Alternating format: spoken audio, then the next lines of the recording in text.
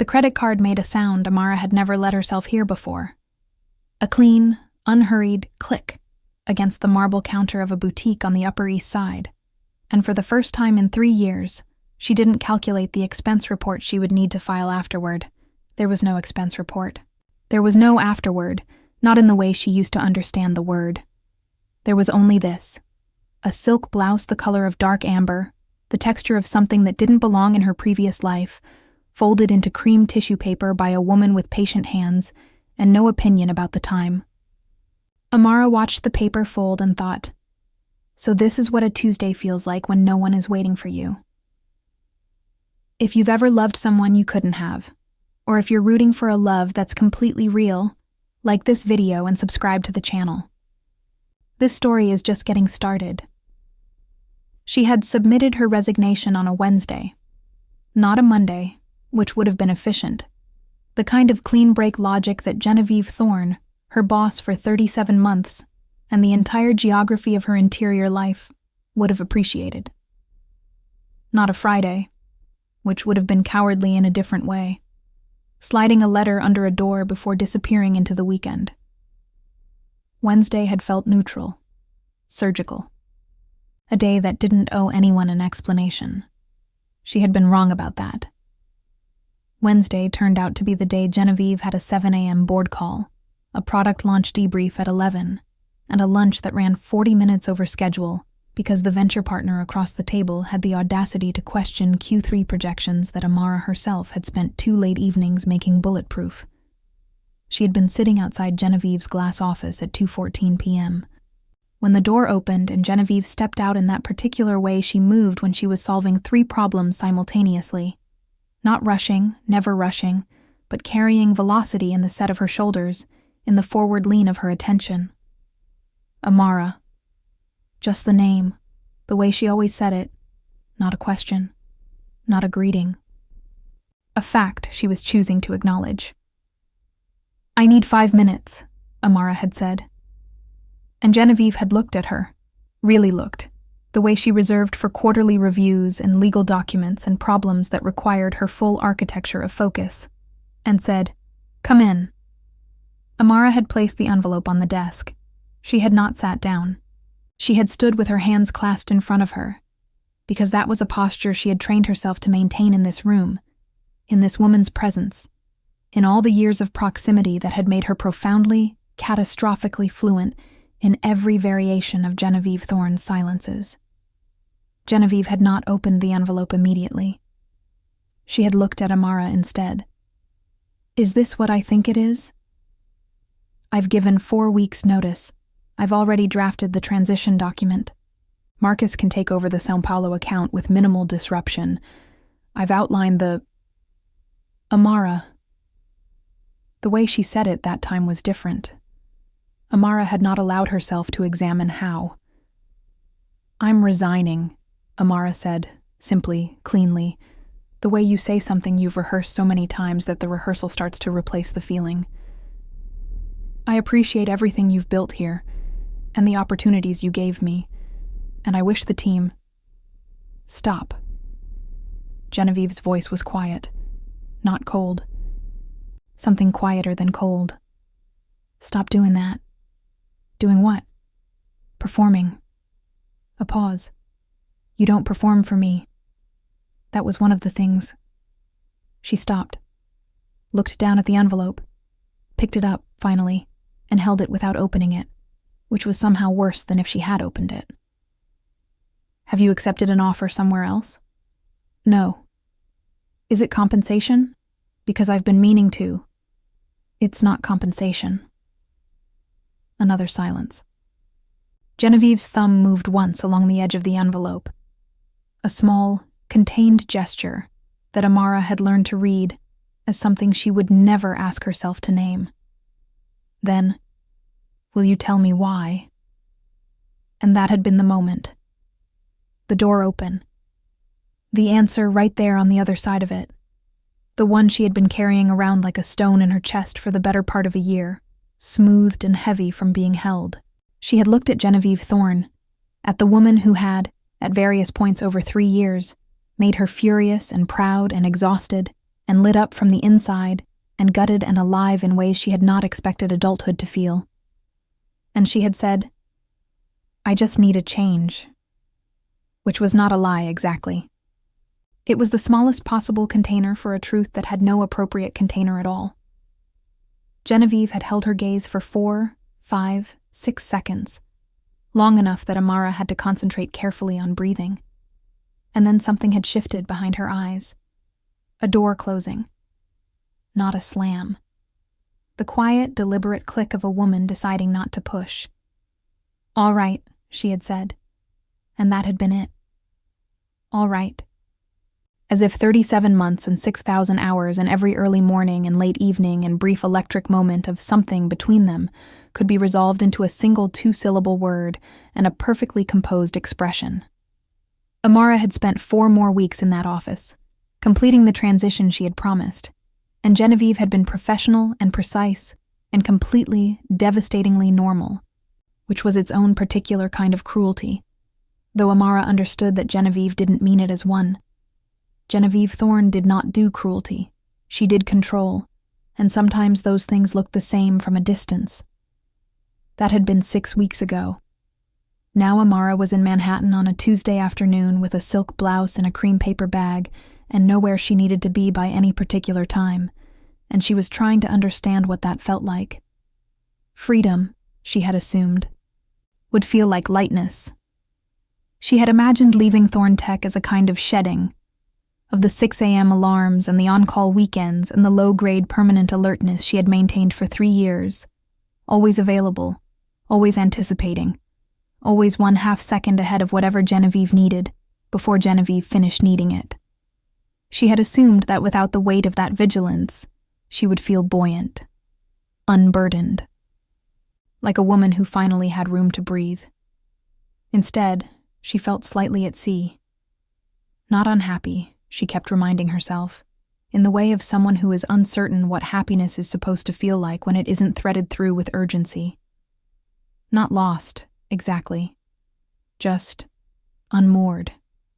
Floating in a world that no longer had a fixed point around which everything else organized itself, and discovering that she had been orienting by that fixed point for so long that she had forgotten how to navigate by anything else. She walked out of the boutique onto the street and paused on the sidewalk, tilting her face up toward the October sky. Manhattan in autumn did something to the light that she had never entirely grown accustomed to, even after years of living here. The sun sat low and warm, and the buildings cut it into long architectural shadows, and the whole city took on a quality that she could only describe as golden and slightly melancholy, which she recognized, with some self-awareness, might be a description of her own interior state more than the weather. But Manhattan had always had that trick. The city mirrored you. It handed you back what you brought to it, amplified and elaborated in glass and steel, and the particular indifferent grace of 8 million people going about their lives. She started walking south, because the afternoon was good and she had time, and walking in New York without a destination was one of the small luxuries she was still learning to allow herself. She had been efficient for so long. That was, perhaps, the most precise way to describe her identity for the past 3 years. Efficient. Amara Vance, executive assistant, later senior operations manager, later, in a title Genevieve had created specifically for her role, which Amara had not allowed herself to examine too closely in terms of what it implied. Chief of Staff, Office of the CEO. Amara Vance, who knew the Thorne Tech board members' personal preferences before they walked into the room, who had once renegotiated a catering contract during a product launch crisis and a scheduling conflict during an acquisition due diligence, simultaneously, on 2 phones, while maintaining a 3rd phone call with Genevieve, who was in Tokyo and needed a specific file that existed only on a server that had just gone down, and who had handled all 3 of these things without anyone knowing there had been anything to handle. She had been very, very good at her job. The problem with being very good at a job that requires you to be fluent in one specific human being is that fluency becomes a kind of intimacy. And intimacy, accumulated over enough time and enough close proximity, does not stay professional. It doesn't announce itself. It doesn't ask permission. It simply builds, the way pressure builds in a sealed space, quiet and invisible, until it isn't. Amara had noticed it first on a night about 14 months ago, working late in the Thorn Tech offices. The ones on the 43rd floor with the glass walls and the view of the city that looked like something designed to make you feel large and small at the same time. It had been past 11. Most of the floor was dark. Genevieve had been running on 4 hours of sleep and an acquisition negotiation that had gone sideways that afternoon, and Amara had brought coffee to the conference room where Genevieve was restructuring the offer terms alone because the team had all gone home. Genevieve had looked up from the documents when Amara set the coffee down, and she had said, quietly, unguardedly, in a voice that sounded less like a CEO and more like a person, "I don't know why I'm still doing this at this hour. It's going to look the same tomorrow as it looks tonight. Because you'll see something at midnight that you won't see at 9 a.m., Amara had said. You always do. That's why you stay." Genevieve had looked at her then, with an expression that Amara had catalogued and filed away, and spent the subsequent 14 months trying not to revisit. Something undefended and quiet and present, like a door that had opened a crack to reveal a room she hadn't known was there. "How do you know that?" Genevieve had asked. And Amara, who had learned that there were things you could say aloud in this particular dynamic, and things that needed to remain permanently interior, had said, "I've watched you work for 2.5 years. I know how you think." What she had not said, "I have been paying closer attention than you know. I have been noting the way your voice changes when you're genuinely uncertain versus when you're performing uncertainty to make someone feel included. I have been tracking the particular quality of your silences, the productive ones, and the ones that mean something is wrong, with the kind of attentiveness that stopped being professional a long time ago and became something I don't have a clean word for."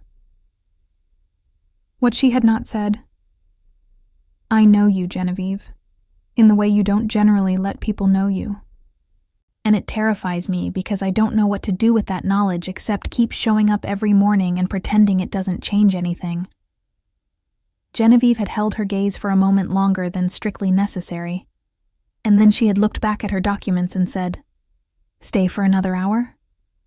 And Amara had stayed. Of course she had stayed. She had been staying, in one sense or another, for 2.5 years. The problem was that at some point, she could not have named the exact night, the exact moment, the exact word Genevieve had said or hadn't said that had tipped the scales. Staying had stopped being a professional choice and started being the only thing that felt like living. She was on the 5th Avenue now, moving with the easy current of the midday crowd. The boutique bag swung from her hand, and she felt the afternoon settle around her like something half familiar. She had walked these blocks hundreds of times, but always with purpose, always en route to something, always half her mind on the next task, the next call, the next thing Genevieve needed before she knew she needed it. Walking with no purpose felt like speaking a language she was still conjugating. She stopped in front of a window, one of the large department stores, its display a careful arrangement of autumn in expensive fabrics, amber and rust and deep green, and looked at her own reflection without quite meaning to. She was wearing jeans, dark, well-fitted, but jeans, and a cashmere sweater the color of oatmeal, soft and unremarkable, and her hair down, which was a thing she almost never did in the office. She had read, recently. She had been doing a great deal of unfocused reading since resigning, the way you do when you suddenly have time and don't entirely know what to do with it, that it takes approximately 66 days for a new behavior to become automatic. She was on day 42 of being Amara Vance without a fixed purpose, and she was not yet automatic. She was still running the old software on new hardware. Still waking up at 5:47 a.m., before her alarm, still reaching for her phone with the reflex of someone checking an inbox that no longer contained anything that required her immediate attention. Her reflection looked, she thought, like a woman in the process of becoming something she hadn't decided on yet. She thought of Genevieve sometimes, in those early mornings when the alarm didn't ring, and she lay in bed with the particular quality of silence that meant the city was not yet fully awake.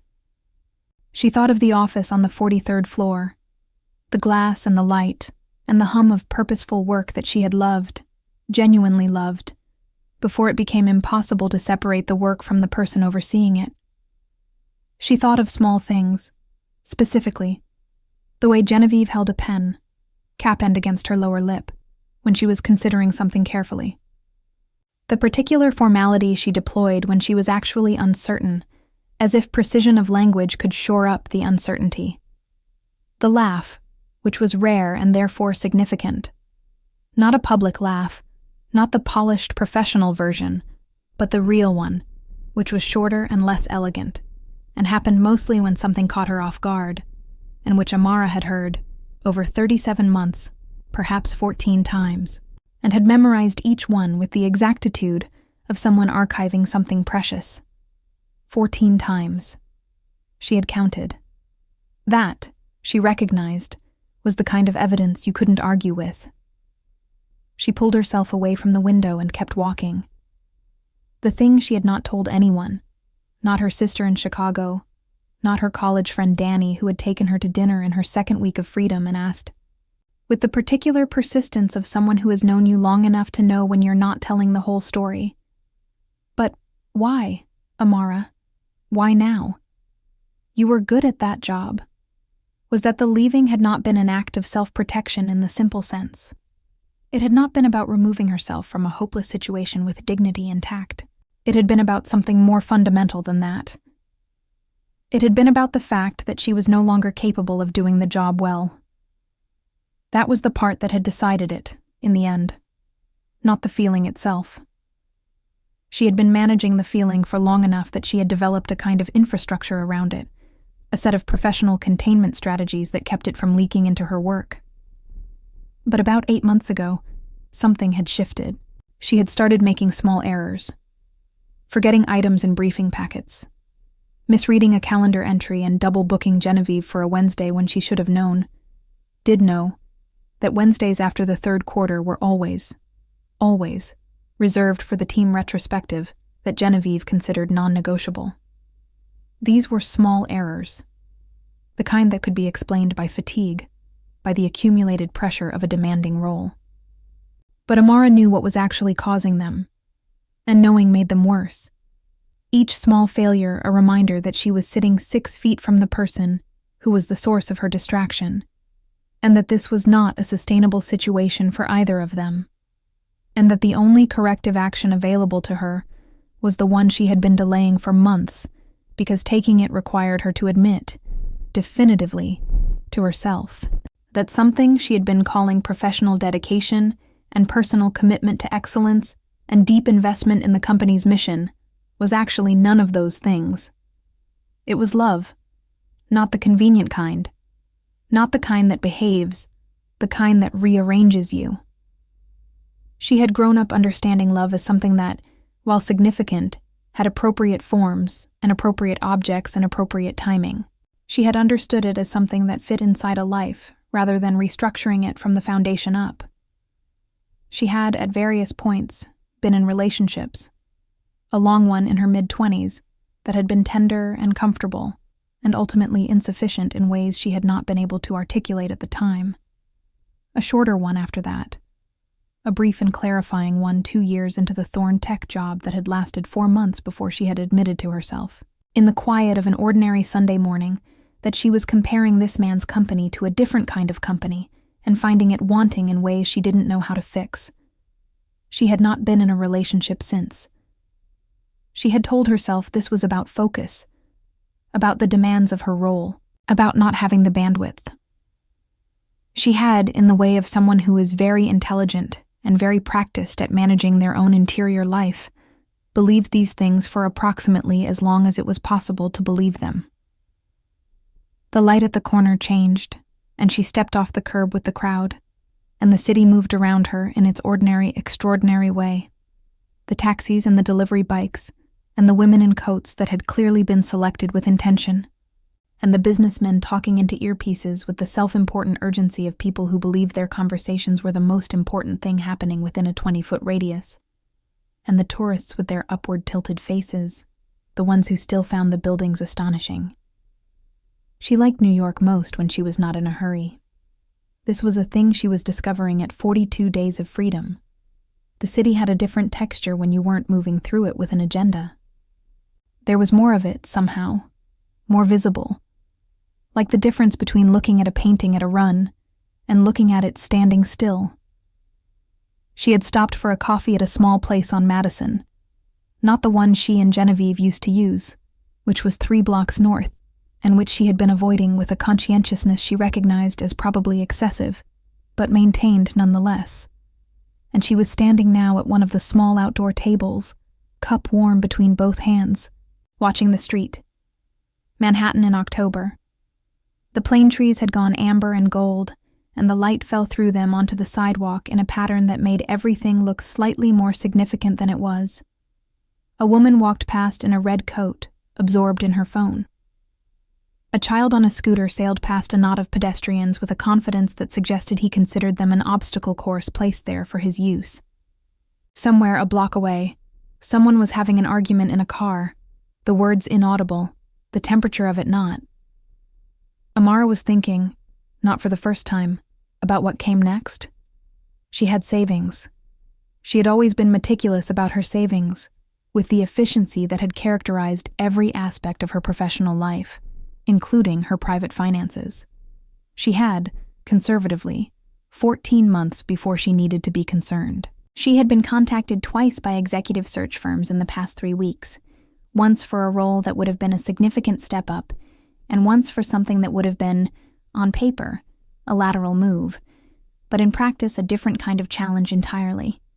A smaller company, earlier stage, the kind of role where you built something from scratch, rather than maintaining and optimizing something already built.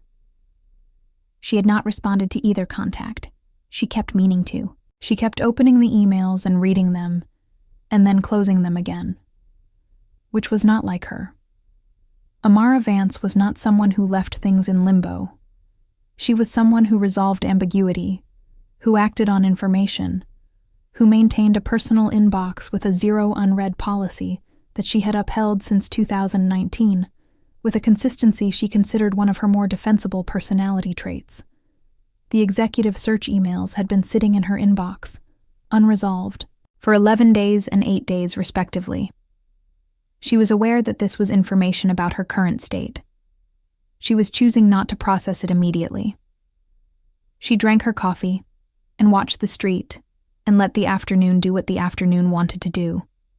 It was, she thought, possible that she didn't know who she was outside of that office, outside of those 37 months of knowing her purpose down to the hour, knowing her value in measurable outputs, knowing that she was needed, specifically, individually, in ways that another person in her role could not have replicated, by a woman who needed very few people, and selected them with a rigor that made the selection feel like something.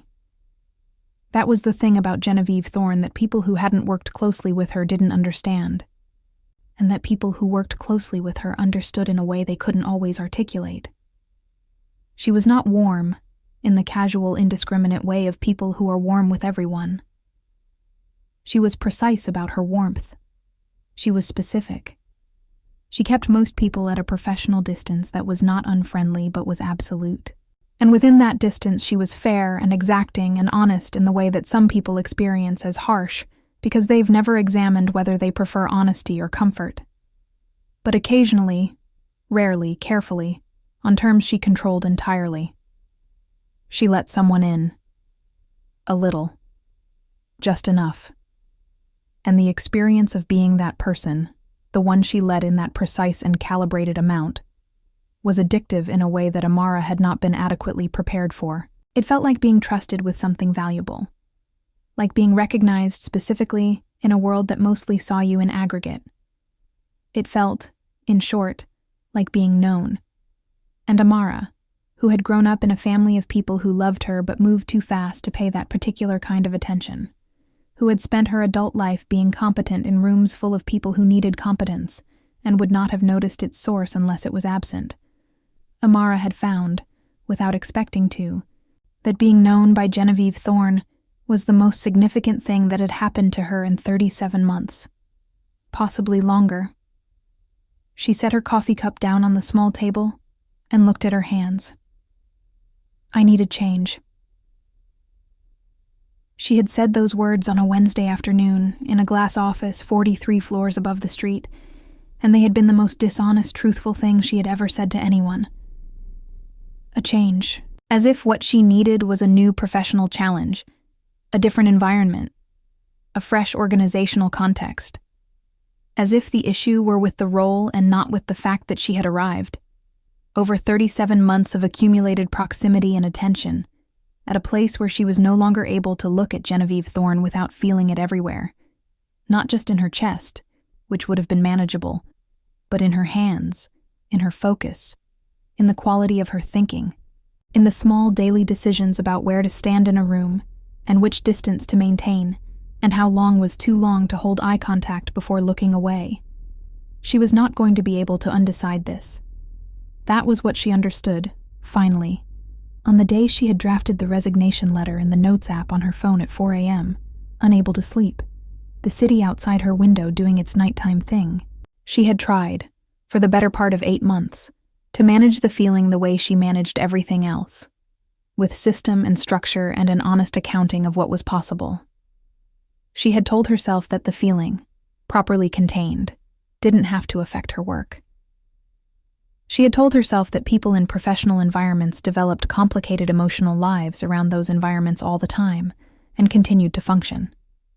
She had told herself that what she felt was probably, an artifact of proximity and intensity and the specific chemistry of working very closely with someone very extraordinary, and that it was not necessarily a feeling directed at Genevieve Thorne, the person, so much as Genevieve Thorne, the professional force, the gravitational field, the context in which Amara had done the most meaningful work of her life.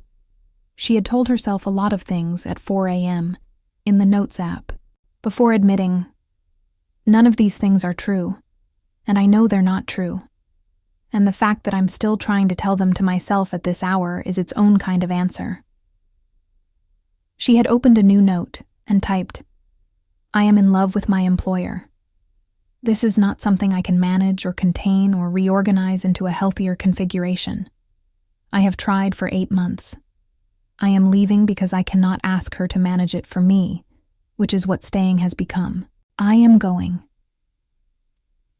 She had closed the note, opened the email client, written the most professionally composed resignation letter she had ever produced, which she recognized, even in the writing of it, as a kind of gallows perfection, the best work of her career in service of her own exit.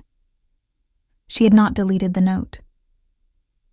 The afternoon had gone gold by the time she finished her coffee, and she decided to walk further downtown, because it was that kind of day, and she was that kind of person, the kind who needed movement in order to think, and she had something that wasn't quite thinking, and wasn't quite not thinking, going on in her chest that wanted the city's rhythm as accompaniment. She went west first, toward the park, because the park in autumn was one of the city's gifts, and she had been spending too much time in her apartment, which was comfortable and quiet and offered no external point of reference to orient herself against. The leaves in Central Park were 3 weeks into their turning, and the afternoon walkers were out in the particular mix of people the park attracted on weekday afternoons. The dog walkers and the tourists, and the nannies with their charges, and the older men playing chess near the Bethesda fountain, with the unhurried deliberation of people who had decided some time ago that time was on their side. She passed through them, and felt briefly something approaching peace, or the precondition of peace, or peace as a possibility she was not yet quite occupying, but could see from where she was standing. She was thinking about the search firm emails. Specifically, she was thinking about why she had not responded to them, and whether her reluctance was about the offers themselves or about something else. Whether she was, on some level, delaying because responding would mean selecting a next chapter, and selecting a next chapter would mean accepting that the current chapter was fully, finally, irrevocably over. She had not spoken to Genevieve since her last day. This was not, she reminded herself, unusual. Resignations were departures. Departures had clean edges. She had not expected contact, had not wanted it, had told herself this firmly enough that she had mostly believed it. Mostly. She had written 2 text messages that she had not sent. One in week 2, when a news item about Thorn Tech's partnership announcement crossed her LinkedIn feed, and she had thought, reflexively, Genevieve must be exhausted. The coverage on that was brutal for the first 48 hours. And had started to type something before realizing there was no professional context for sending it and deleting it instead. One in week 5, which she preferred not to revisit in detail, but which had been longer and less professional and had been deleted with more effort. She was managing. The park light shifted as a cloud moved across the sun, and the whole scene went briefly pewter, the gold muted, and then the cloud passed and the gold returned, amplified. She stopped on the path near the conservatory garden and tipped her face up. 6 weeks, 42 days, 1 boutique purchase and 2 unsent texts and 14 remembered laughs and 1 note she had not deleted. She was managing. She was going to be Amara. The voice. She would have known it anywhere. Had known it through conference room walls and bad phone connections, and once, memorably, through the sealed door of a transatlantic flight cabin during a turbulence event that had made everyone else on the plane audibly nervous and had not, characteristically, made Genevieve Thorne audible at all. Just a brief, precise message to Amara's seat. Reschedule the Toronto debrief. I'll need the hour. The voice now, on the path near the conservatory garden in Central Park, on a Tuesday in October. Amara's whole body understood before she turned around. She turned around. Genevieve Thorne was standing approximately 12 feet away, on the path, and she was wearing a charcoal cashmere overcoat that Amara recognized. A detail her memory had preserved with the fidelity of something significant, as the one she wore on days she had client meetings she considered important.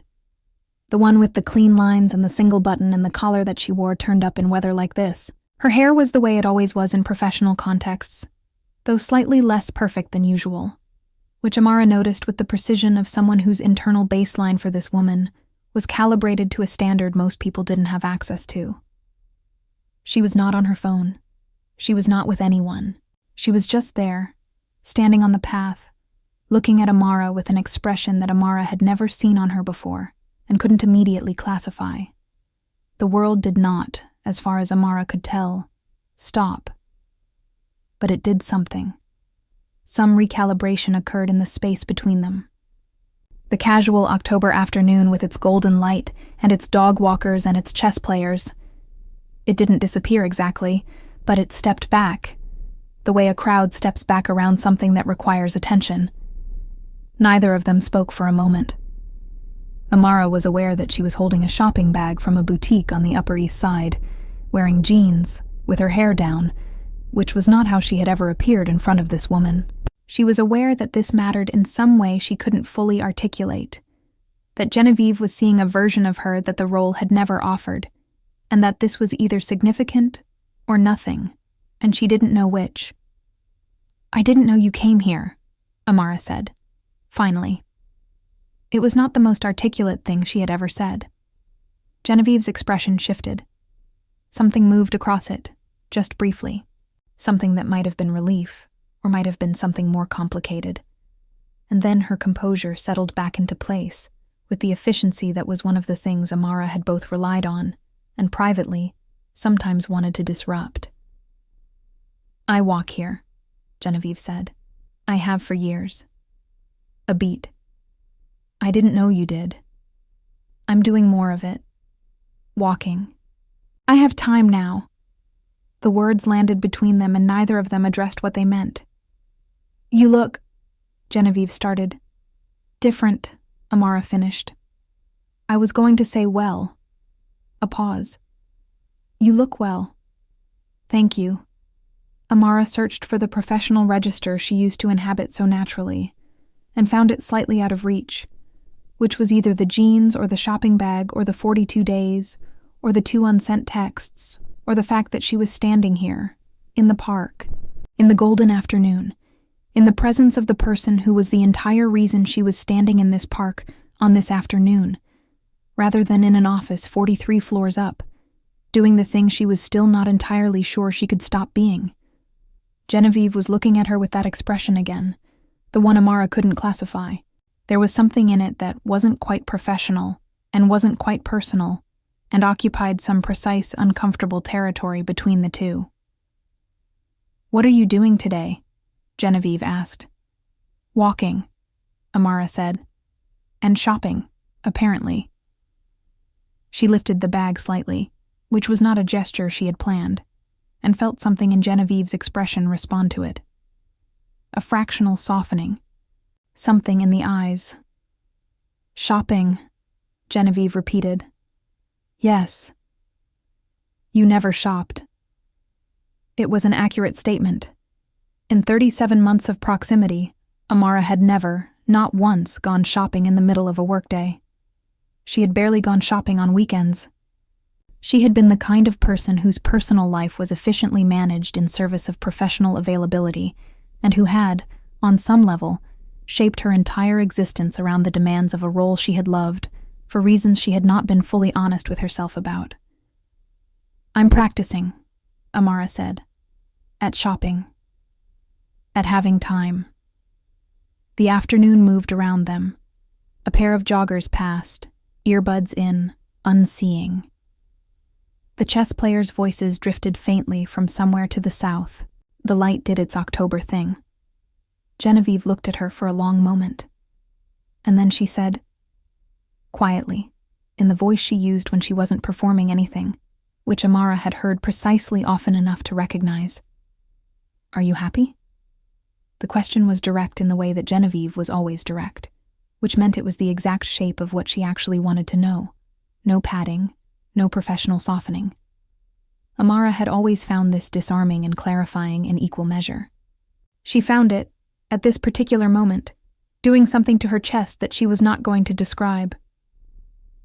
"I'm working on it," she said. Genevieve nodded slowly, looked away, briefly, at the path ahead, the path she had apparently been walking before she had, for reasons Amara had not yet established, stopped. "I didn't handle your leaving well," Genevieve said, still not looking at her. "You were professional." She said it like a criticism. "I know. I'm aware." She turned back. Her eyes, which were dark and precise, and which Amara had spent 3 years not looking at for too long, were on her now, with something that felt very much like unguardedness. "That wasn't what you needed." Amara did not know what to do with this. "Genevieve, you didn't tell me why." Her voice was steady, but under the steadiness something moved.